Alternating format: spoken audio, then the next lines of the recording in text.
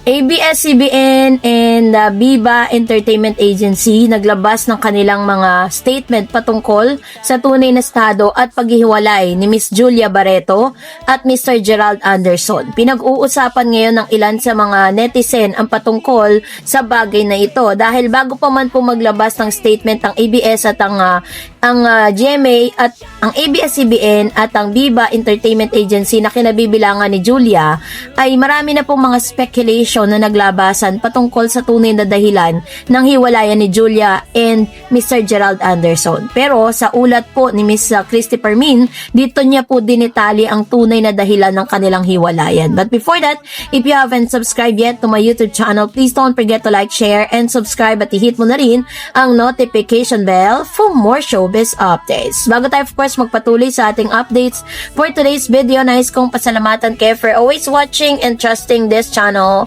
Thank you so much sa inyong laging panonood at palagi ang pagsubaybay sa mga updates natin. Maraming salamat po. At ngayong araw, eto na, panoorin natin ang ilan sa mga updates si Miss Christy Permin patungkol sa hiwalayang ito. Tay po kayo mga kachika tungkol sa kwento ni na Gerald Anderson at Julia Barreto.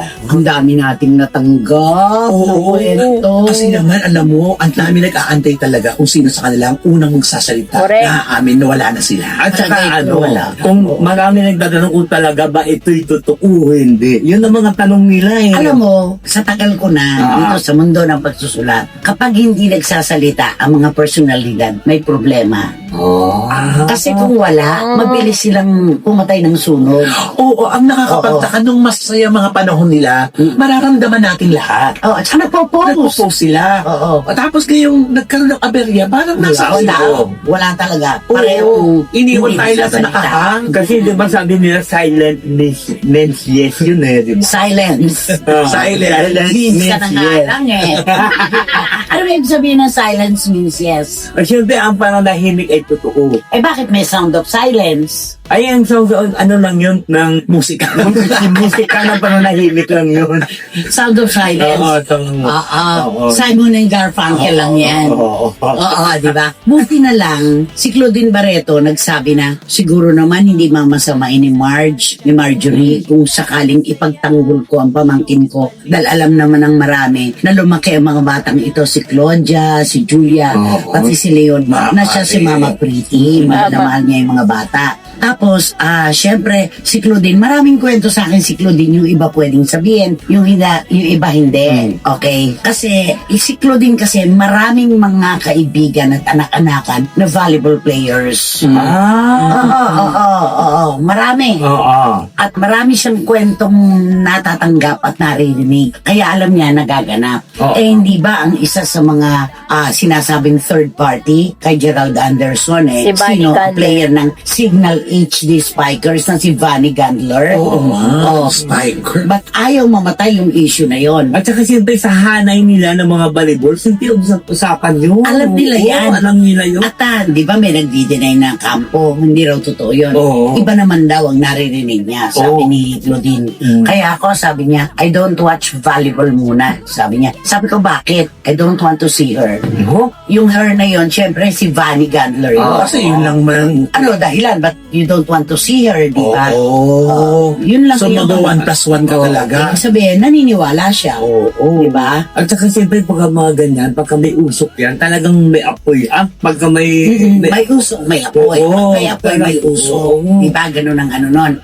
Ibig sabihin naman, eto na naman yung issue kay Gerald. Correct. Yung ghosting. Ano ba yan? Ay, ayun. Di ba?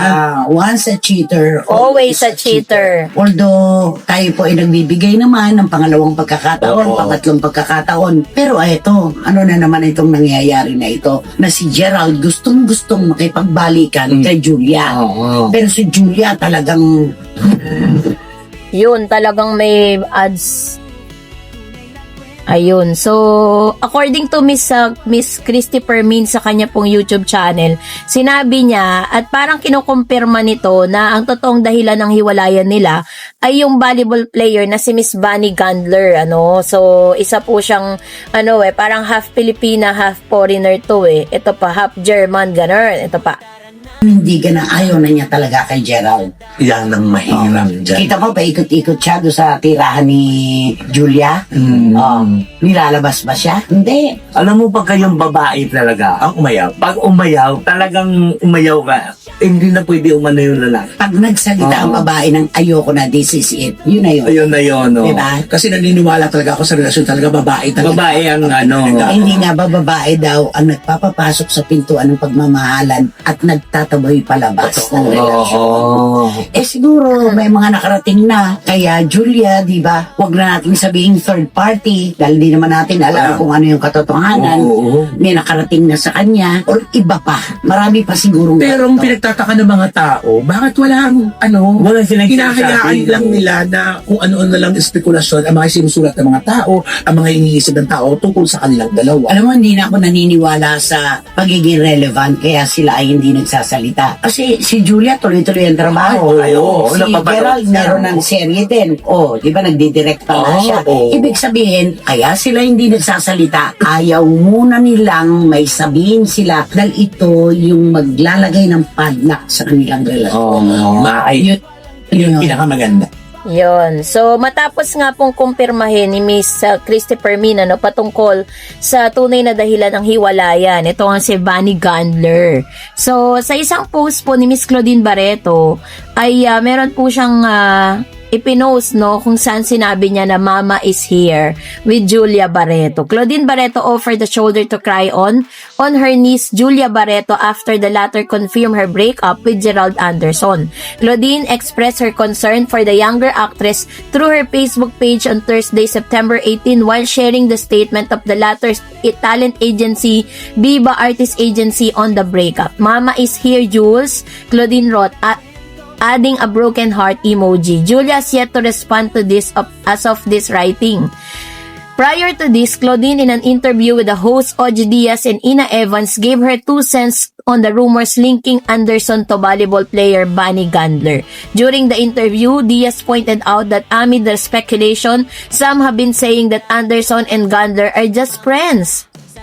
Hindi yan ang kinuwento sa akin ng mga babies ko sa volleyball, said Claudine, who noted she frequently watches Premier Volleyball League games PBL where Gandler plays. That's not what my friends from volleyball told me. While she opted not to expound on the matter, Claudine continued, basta hindi na ako manonood ng PBL, siya Gandler, ayoko nang makita, wala na akong galit sa bata, hindi ko lang siya gusto, pwede naman yun, diba?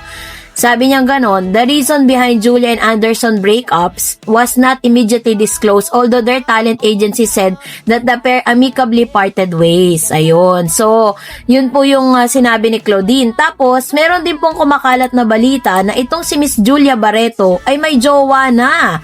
No? Sabi po ng Remate Online, ayan. Sabi niya, sabi ng balitang ito, matunog ang pangalan ngayon ng sinasabing likely boyfriend ni Julia Barreto. Siya lang naman si Lucas Lorenzo. If his last name does ring bell, it's because he's the brother of Mateo Erich Gonzalez husband. Kapatid din ni Lucas si Basti. Bali, bayaw ni Julia dahil mister ito ng sister niyang si Claudia. Oh, parang yun yung remember their controversial wedding na ipinagtampo ni Dennis Padilla, who was invited as a guest at hindi father of the bride sa utos na rin ng dating karelasyon na si Marjorie.